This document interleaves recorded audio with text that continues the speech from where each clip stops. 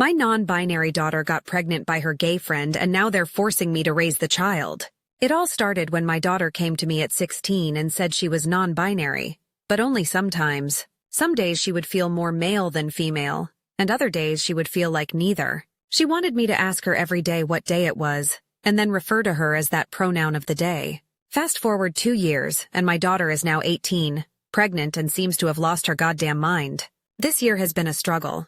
She wanted to take a break before going to community college but couldn't keep a job. Retail situations were too phobic against her non-binary state, she claimed. She's been through 4 or 5 jobs this year and quit all of them. She won't consider call centers that aren't face-to-face because she doesn't like to talk on phones, and is apparently looking for a remote job without any luck. She's been unemployed since Thanksgiving, and I was on the verge of laying down the law, telling her she either needs to go to school this upcoming semester full-time, get a full-time job, or move out with her friends. But then she came to me with the news. She's 5 months pregnant. She's very angry at me and says it's my fault because I didn't put her on puberty-blocking hormones when she came to me 2 years ago. She believes I am, in fact, trying to feminize her by getting her birth control. She's been throwing her prescription away. This is where I might be the asshole. I called her a little shit. I never call people names, especially my own child. But at that moment I could just see red. The hormone thing is a non-issue in my opinion, because this is the first time I ever heard of her wanting hormones. As for the birth control, it's also the first time I'm hearing anything about this. There are non-pill options that don't have estrogen. If that was her want, all she had to do was ask, and I would have driven her to the doctor myself. Or she could have taken the car she has and done it. She even has her own medical card, though. To be fair, I don't know how she would have managed the copay without a job. I know for a fact her old high school gave out free condoms like candy. She had all the birth control she could ever want and used none of it. And now, here we are, dealing with the consequences of her actions. And somehow, it's all my fault. But it gets worse. We're way past the date for an abortion. I would have helped her if this had been her wish. We live in a progressive and protected state and can afford it. She's known she was pregnant for about 2 months, and has come to think of her baby as a sibling. She expects me to raise it like it was mine. This is my duty, she says, because it is my refusal to accept her non-binary state that led to her being pregnant. So she was going to get a brother or sister, and I was going to have another child. You can say my language grew sterner. Diversions of "get your head out of your ass" and "congratulations, mommy, you have some hard decisions to make" were thrown around. I said I would absolutely not raise her baby for her. She also refused to say who the father was. Now that I've cooled down, I'm hoping she has a secret boyfriend. She does have some friends who were born male but now also don't identify that way. We didn't even get there as I lost my mind when she said she thinks of her baby as a sibling and wants me to raise it like my own child. It's the middle of the night, and she has decided to pack some of her clothes and stay with one of her friends, one who I suspect is the baby daddy. Before she left, she told me that she already called the police and let them know that she was leaving of her own free will and was not in danger. Like I was going to report an 18-year-old adult as a runaway or something. It was insulting. I told her she needed to work out details if she wanted to put the baby up for adoption with the father, and she was welcome back home when she had a plan in place. It was short because I heard her on the way out. I think she just meant to leave without saying anything. I'm left reeling from this whole situation. My daughter, who I love and support unconditionally, is making decisions that will affect the rest of her life, and she's not even considering the consequences. She's expecting me to clean up her mess, to take on the responsibility of raising a child that I didn't plan for or want. It's unfair, and it's frustrating, and I don't know what to do. I want to be there for my daughter, to help her through this difficult time, but I also need to set boundaries. I can't be the one to raise her child, and I won't be manipulated into doing so. I just hope that she comes to her senses and realizes that she needs to take responsibility for her own actions. The next day, my daughter and the person who got her pregnant wanted to talk to me in a public place. Although I suspected I knew who her lover was, I was disappointed to find out they had been a part of my daughter's friend group since high school, and were the only ones I ever had a problem with and kicked out of my house. They are trans now, but 2 years ago when the friend group was watching a movie in the living room, every time I passed by, he would lock eyes with me and make obnoxious loud orgasm sounds like that scene in When Harry Met Sally. I told him to knock it off and grew sterner when he did it again. Then, when I was in the kitchen, he somehow snuck up behind me and was miming jacking off movements with his hand. I turned around and caught him at it. He was still fully clothed, but it was startling and freaky. I kicked him out. So now I'll just call them the sperm donor, because that's what they are. The sperm donor sat with my daughter and went on the attack. Their points were that I was poisoning my daughter by making her take birth control, and that it will take years to fix my daughter after all I did. They also claimed that abortion is a sin, and I am a monster for suggesting it. The sperm donor said I am further abusing her by not taking care of the baby while she fixes herself. So apparently, even though I'm an abusive monster, a bad mother, and so on, I'm even worse for not taking in their baby. At least no one suggested that I raise it like my daughter's sister anymore. That might have been my daughter's thought on it. The sperm donor did most of the talking, while my daughter just sat and glared at me, nodding along. It was kind of a whirlwind. The sperm donor pounded the table a few times. There was a lot said, mostly by them, who really seemed to be steering the ship. I asked why the sperm donor couldn't take care of the baby, and they said their parents were even worse than me. I guess my daughter and the sperm donor taking care of the child they created is out of the question. I told them that I would not be raising their baby for them, and that adoption was the best bet. They said that if I don't agree to raise it, they'll make sure I'll never see the baby. Ever. I feel so many flavors of worry and anger and then worry all over again. I've been around the block, and it's never a great sign when the person you're with makes an enemy of your family. That's what the sperm donor has done by painting me as an abuser and a failed mother who also won't take in their baby. The sperm donor's ultimatum hung heavy in the air. If I don't agree to raise the baby, I'll never see the child. My daughter sat silently, her eyes fixed on me as if daring me to refuse. I couldn't believe what I was hearing. How could they expect me to take on the responsibility of raising a child at this point in my life? As I looked at my daughter, I couldn't help but worry about the nature of her relationship with the sperm donor. It seemed clear to me that they were controlling her, convincing her to stop taking birth control and belittling her at every turn. I feared for her safety and well-being, but I also knew that I couldn't give in to their demands. I took a deep breath and reiterated my stance. I would not raise their baby for them. Adoption was the best option, I insisted, for everyone involved. The sperm donor scoffed at the idea, their eyes narrowing as they leaned forward. "You don't get it, do you?" they sneered. "This is your grandchild. You're flesh and blood, and you're just going to give them away?" I shook my head, trying to remain calm. "It's not about giving anyone away. It's about doing what's best for the child. You two are not ready to be parents, and I'm not in a position to raise a baby." The sperm donor slammed their hand on the table, causing my daughter to flinch. "If you don't take this baby, you'll never see them. We'll make sure of it." I looked at my daughter, hoping to see some glimmer of the rational, level-headed girl I had raised.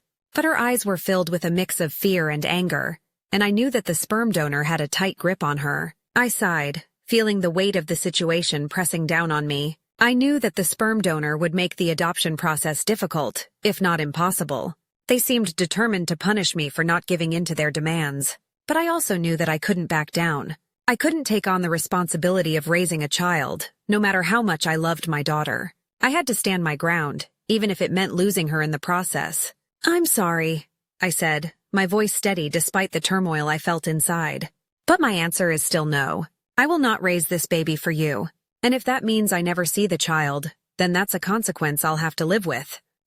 The sperm donor's face contorted with rage, and they stood up abruptly, knocking their chair back. "You'll regret this," they spat, before storming out of the restaurant. My daughter remained seated, her eyes filled with tears.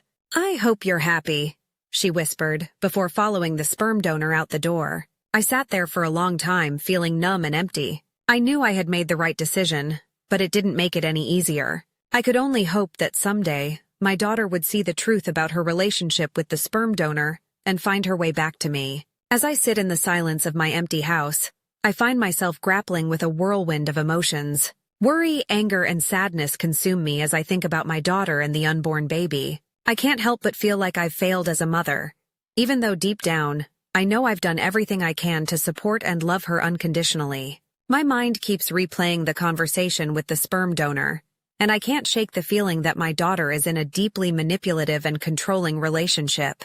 The way the sperm donor spoke to me, the accusations they threw around, and the ultimatum they presented all point to a toxic dynamic that has my daughter under their spell. It's clear to me that the sperm donor has convinced my daughter to stop taking birth control, claiming that it's somehow harming her. They've filled her head with lies and twisted logic, making her believe that she needs to be fixed, and that I'm the enemy for not enabling their irresponsible behavior. I feel utterly helpless as I watch my adult daughter fall deeper into this strange cult-like mentality that goes against all common sense. She's always been a bright, rational person, but now it's like she's been brainwashed into believing everything the sperm donor says. It breaks my heart to see the blind love and devotion she has for someone who is clearly manipulating her. I want to shake her, to make her see the truth, but I know that any attempt to do so will only push her further away. I find myself wondering how things got to this point. How did my once level-headed daughter become so easily swayed by someone who clearly doesn't have her best interests at heart? How did I not see the signs earlier? As a mother, all I want is for my child to be happy, healthy, and safe. But right now, I feel like I'm watching her spiral down a dangerous path, and there's nothing I can do to stop it. The empty house feels like a metaphor for the void in my heart. I long for the days when my daughter and I had a close, open relationship, where she felt she could come to me with anything. Now it feels like we're worlds apart, separated by the sperm donor's influence and my daughter's blind allegiance to them. I know I need to find a way to reach her, to show her that I'm still here for her no matter what. But I also know that I can't enable her behavior or give in to the sperm donor's demands. It's a delicate balance, and I'm terrified of making the wrong move. As I sit here, lost in my thoughts, I can only hope that my daughter will eventually see the light and realize the manipulation she's under. I pray that she'll find the strength to break free from the sperm donor's grasp and come back to me, to the loving, supportive mother who has always been here for her. But for now, all I can do is wait, worry, and love her from afar, hoping that one day she'll find her way back home. In my darkest moments, I find myself considering desperate measures. A part of me wonders if I should just agree to take the baby and then secretly arrange for its adoption. It's a fleeting thought, born out of the desperation to protect my grandchild from the toxic environment my daughter and the sperm donor would likely provide. I quickly shake the idea from my head, realizing that it's not only unethical but also practically impossible.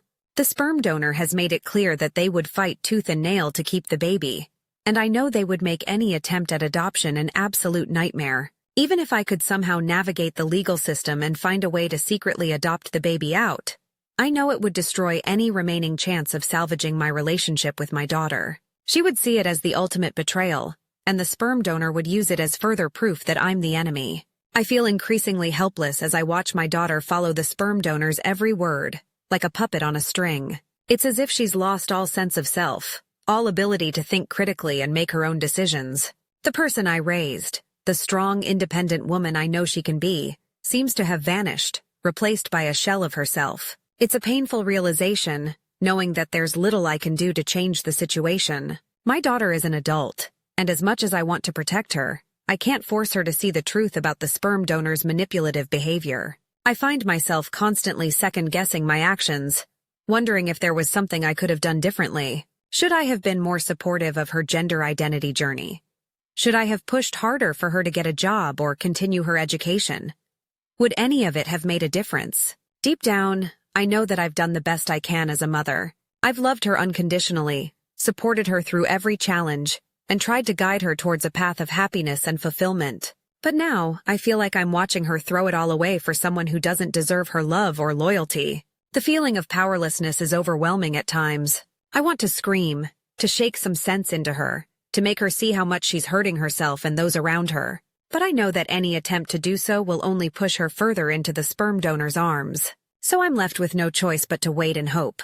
Hope that my daughter will eventually see the light, that she'll realize the toxic nature of her relationship with the sperm donor. Hope that she'll find the strength to break free and come back to me, to the loving, supportive family that has always been here for her. In the meantime, I'll continue to be here for her, to love her from a distance, and to keep my door open for whenever she's ready to come home. It's all I can do, even if it feels like it's not enough. The road ahead is uncertain, and I know there will be more challenges to come, but I refuse to give up on my daughter, on the hope that she'll find her way back to me. No matter how long it takes, no matter how much it hurts, I'll always be here, waiting with open arms and a heart full of love. Feeling the weight of the situation bearing down on me, I decide to reach out to my daughter one last time. I craft a heartfelt text message, pouring all my love and support into every word.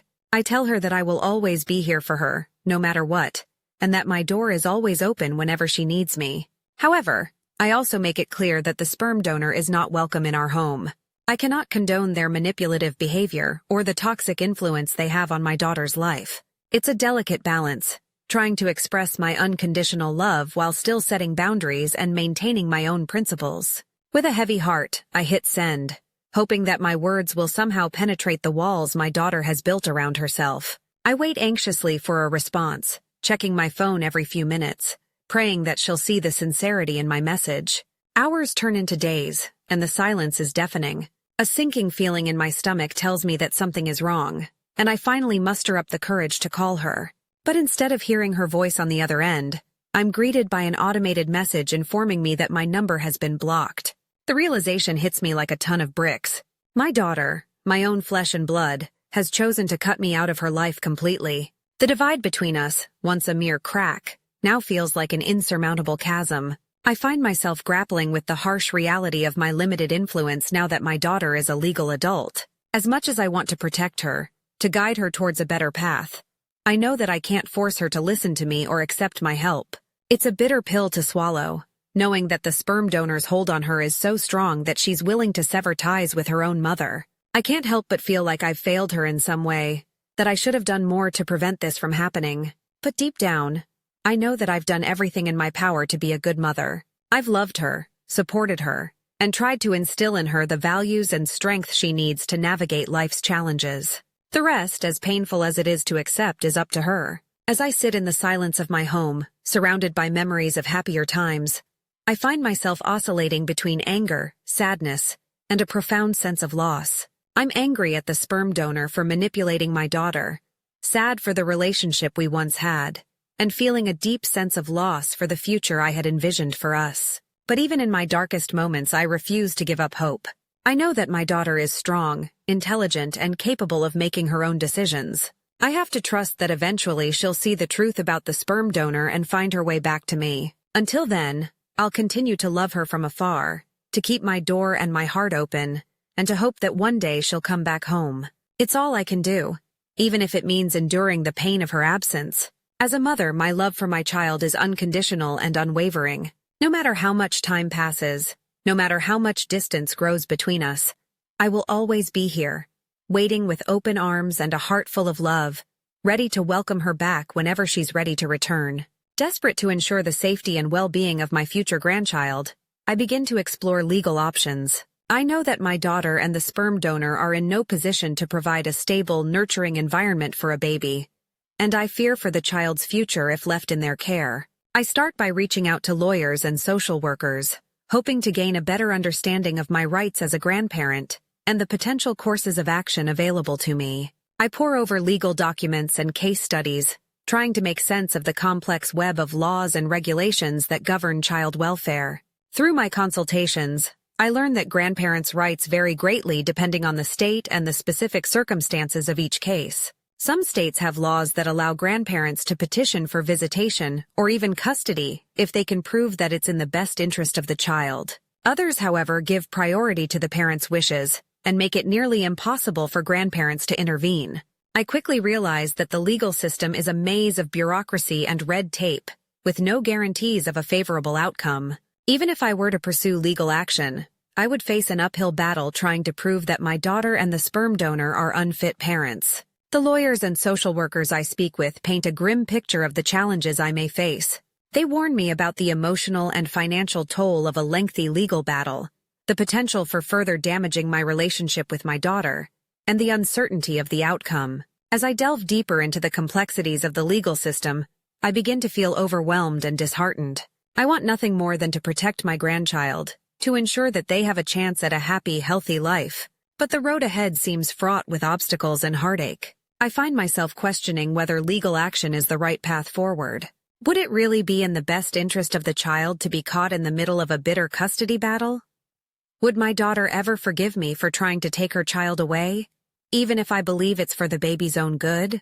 These questions weigh heavily on my mind as I struggle to make sense of my options.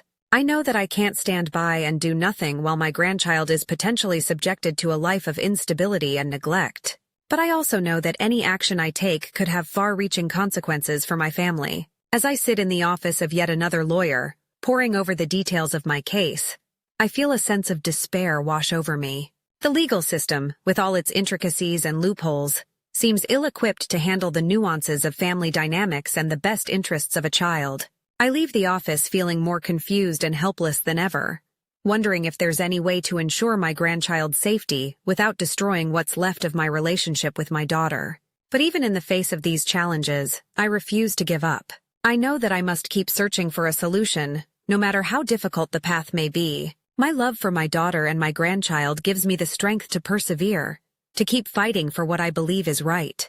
As I continue to navigate the complex world of legal options, I hold on to the hope that somehow, some way, I'll find a way to protect my grandchild and bring my family back together. It's a hope that I cling to, even in my darkest moments, because it's all I have left. Just when I thought all hope was lost, a glimmer of light appears in the darkness. My phone buzzes with an incoming text message, and my heart skips a beat when I see my daughter's name on the screen. With trembling hands, I open the message, bracing myself for what I might read. To my surprise, my daughter's words are filled with doubt and fear. She confesses that she's been having second thoughts about her relationship with the sperm donor and the future they had planned together. She admits that their constant fighting and the sperm donor's controlling behavior have left her feeling trapped and unsure of what to do. As I read her message, I feel a mixture of relief and apprehension wash over me. I'm grateful that she's reaching out, that she's finally seeing the cracks in the facade of her relationship. But I also know that I need to tread carefully, to offer my support without judgment or, "I told you so's." I take a deep breath and begin to craft my response. I tell her that I'm here for her, no matter what, and that I'm proud of her for having the courage to express her doubts. I assure her that she's not alone and that we'll figure this out together. Over the next few days, my daughter and I begin to reconnect. We have long, honest conversations about her relationship with the sperm donor, her fears for the future, and her hopes for her unborn child. I listen without interruption, offering my support and guidance when she asks for it. As we talk, I start to see glimpses of the strong, independent woman I know my daughter to be. She begins to open up about the doubts she's been harboring, and the moments when the sperm donor's true colors have shown through. She admits that she's been ignoring her own instincts and desires in an attempt to please them. Together, we start to explore alternative options for the baby's future. We discuss the possibility of open adoption, where my daughter could still have a relationship with her child while ensuring they have a stable, loving home. We also consider co-parenting arrangements, where my daughter and I could work together to raise the baby, with the sperm donor playing a limited role, if any. As we delve into these options, I can see a weight lifting from my daughter's shoulders. She starts to realize that she has choices, that she doesn't have to be trapped in a toxic relationship or face the challenges of motherhood alone. Slowly but surely, we begin to rebuild our relationship. It's not easy, and there are moments of tension and disagreement. But we both remain committed to finding a solution that prioritizes the well-being of the baby and my daughter's happiness. I know that the road ahead will be challenging. My daughter will have to navigate the complexities of co-parenting or open adoption, and there will undoubtedly be bumps along the way. But I also know that she's not alone. She has me, and together we'll face whatever comes our way. As I look at my daughter, I see a flicker of hope in her eyes that wasn't there before. It's a testament to her strength and resilience, to her ability to see the light even in the darkest of times. And it gives me hope, too. Hope for the future, hope for my grandchild, and hope for our family. We may have a long way to go, but we're on the right path. And with love, support, and a commitment to doing what's best for the baby, I know that we'll find our way through this storm. Together, after weeks of soul-searching and heartfelt conversations, my daughter comes to a decision that both breaks my heart and fills me with immense pride. She realizes that she is not ready to be a parent, that she needs time to heal from her toxic relationship with the sperm donor and focus on her own journey of self-discovery. With tears in her eyes, she tells me that she wants to place the baby for adoption. She wants her child to have the stable, loving home that she knows she cannot provide at this point in her life. It's a selfless decision, one that puts the needs of her baby above her own desires. I hold her as she cries, assuring her that I will support her every step of the way. Together, we begin the process of finding the perfect adoptive family for her child. We pore over profiles and conduct interviews, searching for a couple who will love and cherish the baby as their own. When we finally find the right match, a wave of emotions washes over us both. There's sadness, of course, at the thought of saying goodbye to this precious life that's been growing inside my daughter for months. But there's also relief, knowing that the baby will have a chance at a happy, healthy future, with parents who are ready and eager to love them unconditionally. The adoption process is not easy, and there are moments when my daughter wavers in her decision. But I remain by her side, offering my unwavering support, and reminding her of the strength and courage it takes to make such a selfless choice. As the due date approaches, we prepare ourselves emotionally for the birth and the inevitable goodbye that will follow. My daughter and I grow closer than ever, bonded by the love we share for each other, and for the baby that will always be a part of our family, even if not in the way we originally imagined. When the day finally arrives, and my daughter gives birth to a beautiful, healthy baby, we both shed tears of joy and sorrow. We spend a few precious hours with the child, marveling at their tiny features, and imagining the amazing life that lies ahead of them. And then, with heavy hearts and hopeful spirits, we place the baby in the arms of their adoptive parents. We watch as they cradle the child close, their faces alight with love and gratitude. It's a bittersweet moment, one that marks the end of one chapter and the beginning of another. In the aftermath of the adoption, my daughter and I lean on each other for support as we navigate the complex emotions that come with such a profound loss. We cry together, laugh together, and reminisce about the journey that brought us to this point. As I reflect on the challenges we've faced, I'm struck by the importance of open communication and unconditional love in parent-child relationships. I realize that my daughter and I could have saved ourselves so much heartache if we had been more honest with each other from the start, if we had trusted in the strength of our bond to weather any storm. But I also know that every challenge we've faced has brought us closer together and made us stronger as individuals and as a family. My daughter has shown me the true meaning of courage, resilience, and selflessness, and I am in awe of the woman she has become. As we look to the future, I know that there will be more obstacles to overcome and more lessons to learn. My daughter's journey of self-discovery is far from over, and I know that she will continue to face challenges as she navigates her identity and her place in the world. But I also know that she will never have to face those challenges alone. I will always be here for her, offering my love, my support, and my unwavering belief in her ability to overcome anything that life throws her way. And so, as we sit together on the porch, sipping tea and watching the sun set on another day, I feel a sense of hope and peace wash over me. We may have lost a piece of our family today, but we have gained so much more. A deeper understanding of ourselves and each other, a stronger bond that will withstand the test of time, and the knowledge that love, in all its forms, is the most powerful force in the universe. I look at my daughter, her eyes still wet with tears but shining with a newfound sense of purpose and determination, and I know that no matter what the future holds, we will face it together, hand in hand, heart to heart. Always,